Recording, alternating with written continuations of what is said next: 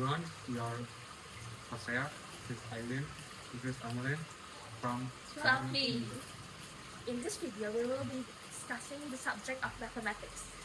Each of us will explain one important topic that shows how mathematics are applied in different contexts.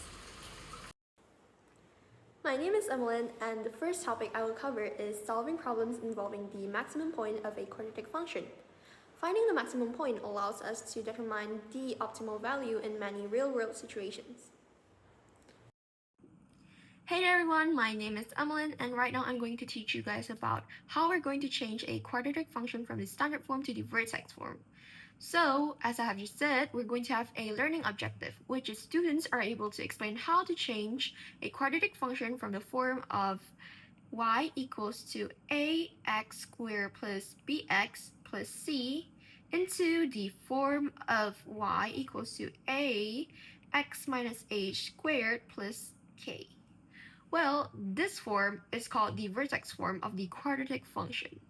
It is very useful because it shows the vertex, which is the maximum or the minimum point of the parabola directly.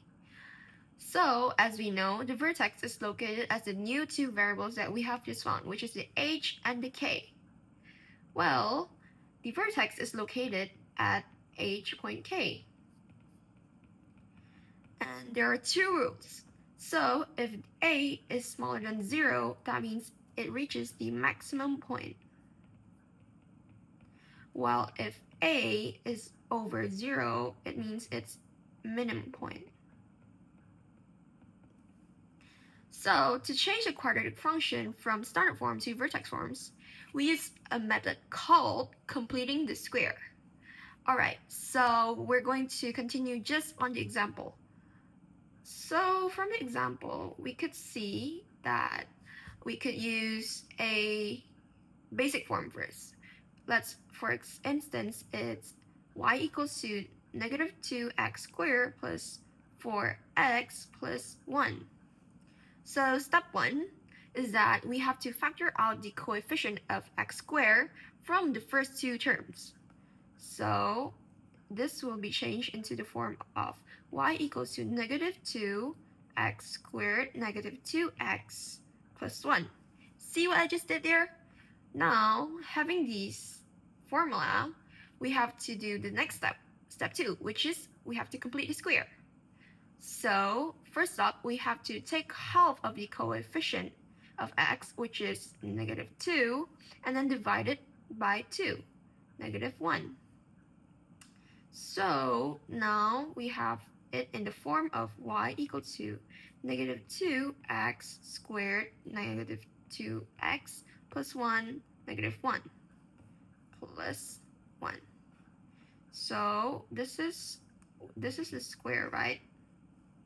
Now, step 3, we have to rewrite it as a square, which is y equals to negative 2x negative 1 squared plus 2 plus 1. Now it is y equals to negative 2x minus 1 squared plus 3. Now, as we can see, we have found the h and k. The h equals to 1 and the k equals to 3. So the vertex is in the form of 1.3. Now, we're going to do our next one, which is solving problems involving the maximum point of a quadratic function. So how to do that is that we have to know the learning objectives first. So students are able to represent solutions to problems involving the maximum point of a quadratic function from the vertex form, which is y equals to ax negative h squared plus k. And since the maximum point is h point k, max, it is only when a is less than 0. So if we have it in this form already, as we have done in our example, that means it will be a lot more easier to solve the optimization problems. So to find the maximum point, which was from the vertex of 1.3, and since a is negative 2, that means the curve opens downward.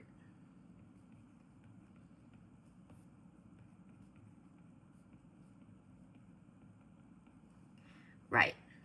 And as we know, the maximum point was h point k and it was 1.3. That means the maximum value of the function is 3. And it only occurs when x equals to 1. Alright, so that's it from my example today. Now I'm going to give you a bunch of conclusions that we have learned. So, by converting a quadratic equation from the standard form to the vertex forms, students can clearly identify the vertex of the parabola, which is from the h point k. And then we could also determine whether the function has a maximum point or minimum point by looking at the value of a, if it's more than 0 or less than 0. And we could even use this to solve real-world problems involving optimization more efficiently. Therefore, this explanation covers both changing quadratic equations into vertex form, solving problems related to maximum point of quadratic function. And that's it from my explanation. I am Aiden and I will explain determining the area between a curve and a straight line using the concept of integrals. Integrals help us calculate areas that cannot be found using basic geometry formula. Okay, so I will be explaining about the definite integral. To understand a definite integral, represent the area under a curve between two limits usually written as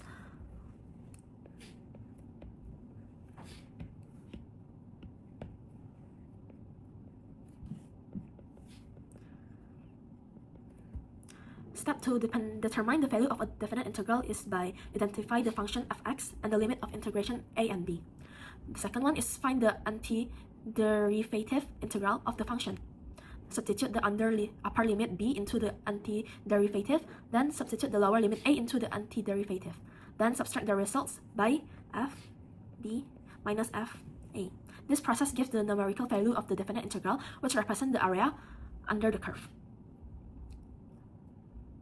So, first we draw a sketch of the curve and the line to understand their positions. Find the points of intersection by equating the two equations. Determine which function is on top, upper function, and which is below, the lower function. And to set up the integral, we use area, integral b a, upper function, minus the lower function. Then evaluate the definite integral using the step explained earlier. If the area is divided into different intervals, calculate each part separately and add them.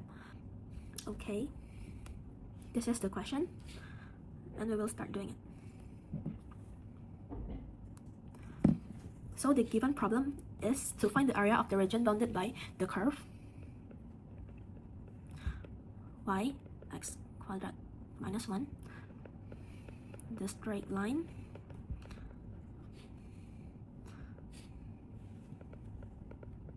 and the vertical line is x3. For the first step is to draw a sketch. Before calculating, we sketch both graphs to understand the region. Step 1. Draw a sketch.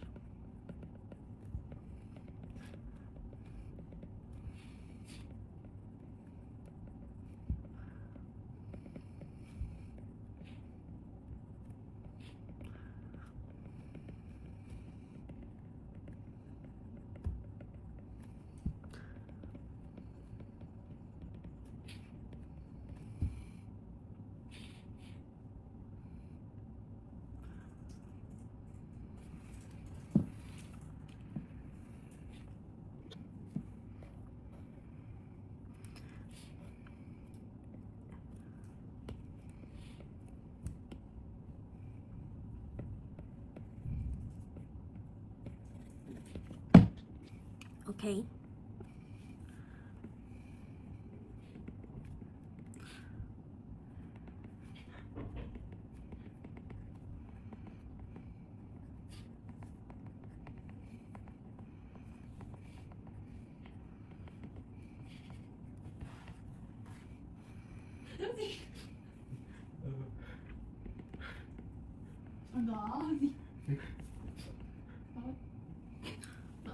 So it's minus 1, 0.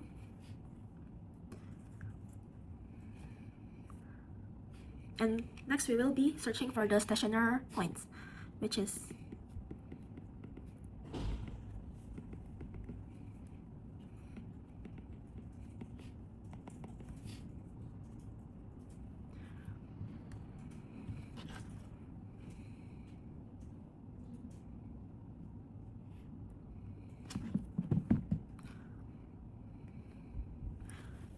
To search for helping points are extra points that make it easier to draw an accurate graph, especially for curves and straight lines.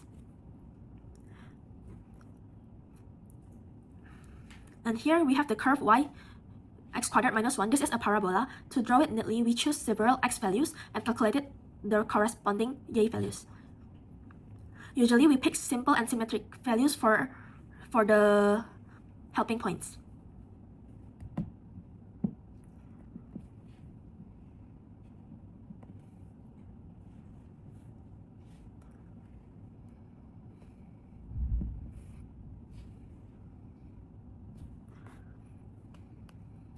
Helping points.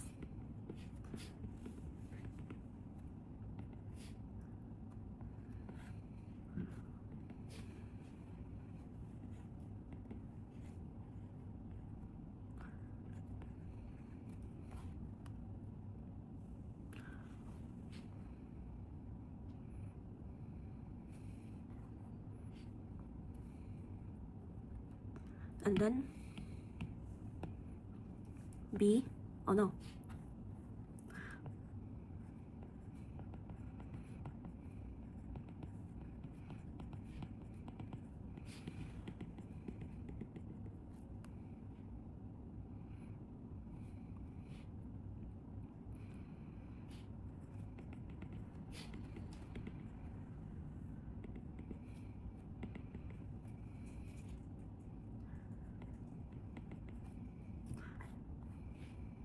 Okay, we will start drawing.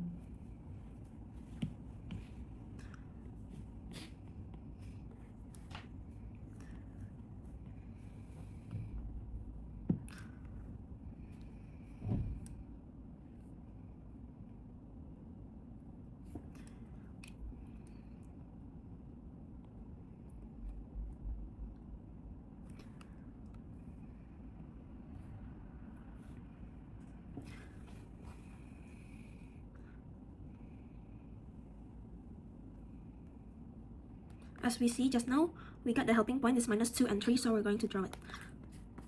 Minus 2 is here and 3 is here. Wait, here.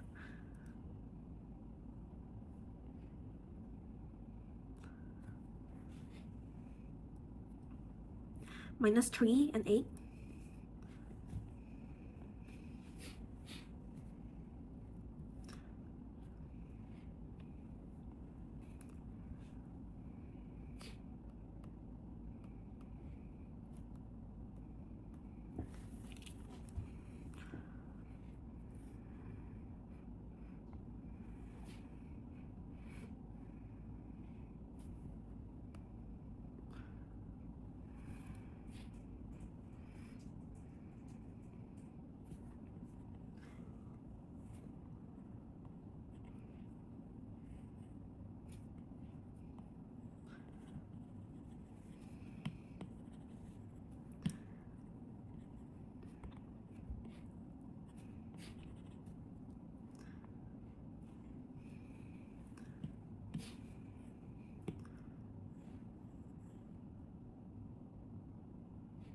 Wait.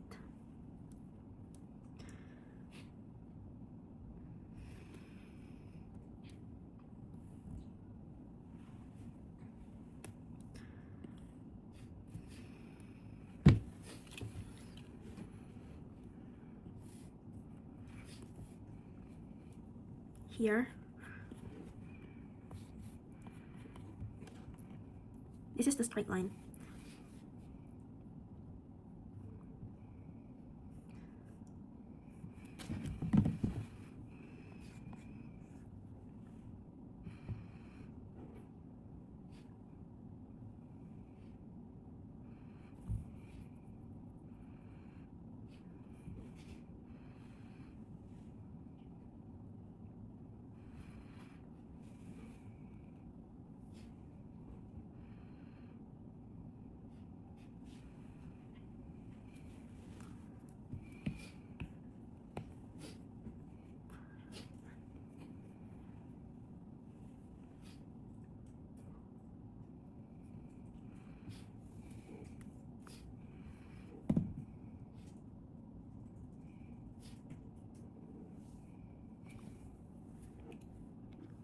Next, I will be determine the domain and the range of both curves.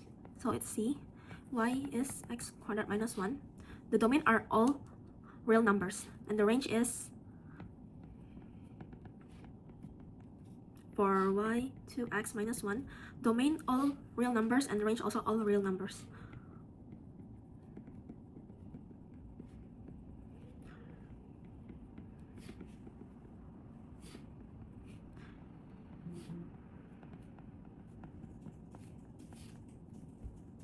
Next, D, determine the area of the region for this.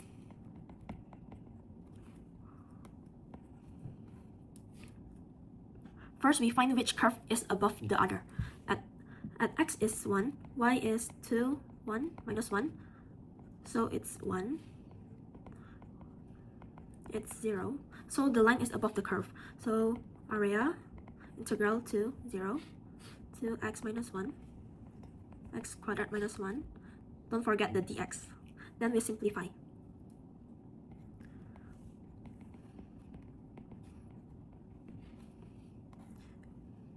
We integrate.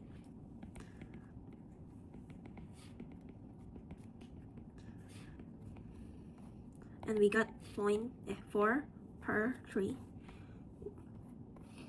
Next, E, determine the area of the region for 2x3. For this interval, the curve is above the line.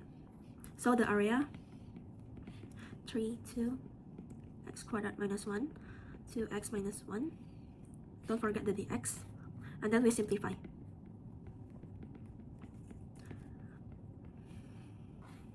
And then we integrate. We got 4 per 3. The last one, we determine the total area of the region, which is here 4 per 3 and 4 per 3. Total area.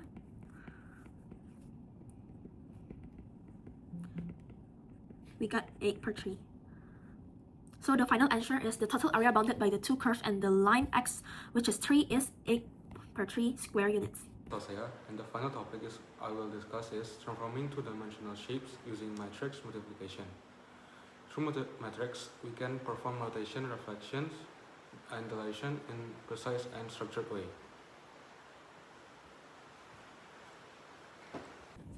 So I'll explain the transformation of pentagon on the Cartesian plane. First, I draw the original pentagon using the given coordinate at A at -4.0, B -2.0, C -2.3, D -3.4, and E -4.2. Next, I apply a translation by the factor 3, -1. This means I move every point 3 units to the right and 1 unit down after the translation. I label the image as A prime, B prime, C prime, D prime, and E prime. So the formula is x y to x plus 3 and y minus 1. So the coordinate of the translation is A prime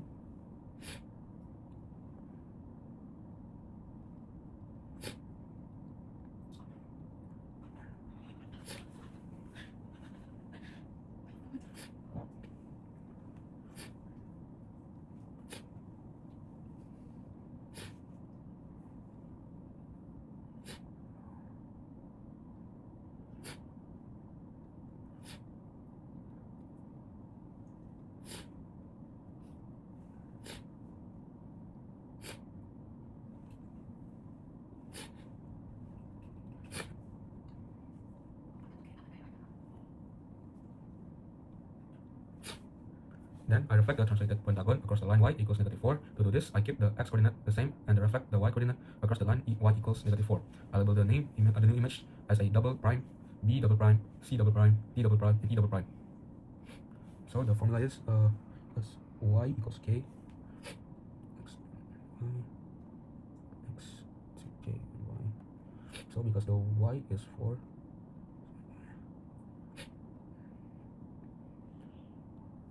so the coordinate of the reflection is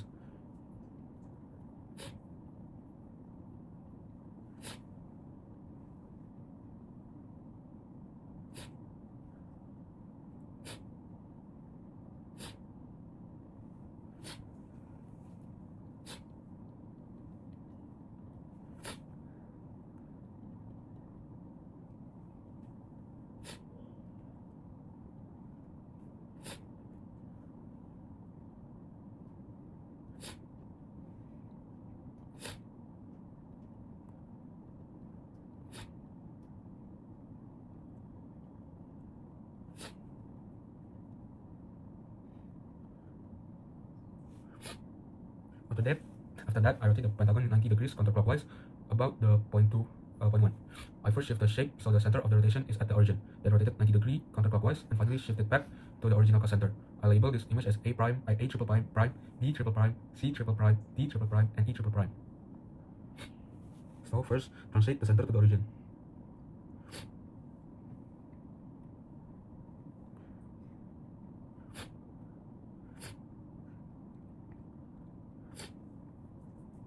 Then rotate it to 90 degrees. Then translate it back.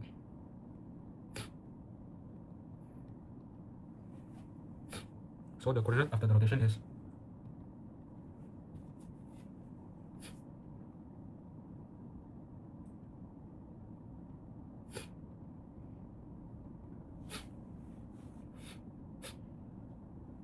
Finally, I apply a dilatation with center at the origin and a scale factor of 2. This means every coordinate is multiplied by 2. I label the final image as A4 prime, B4 prime, C4 prime, D4 prime, and E4 prime.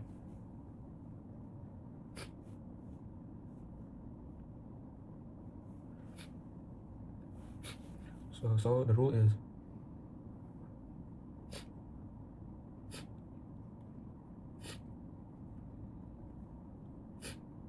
the coordinate after the dilatation is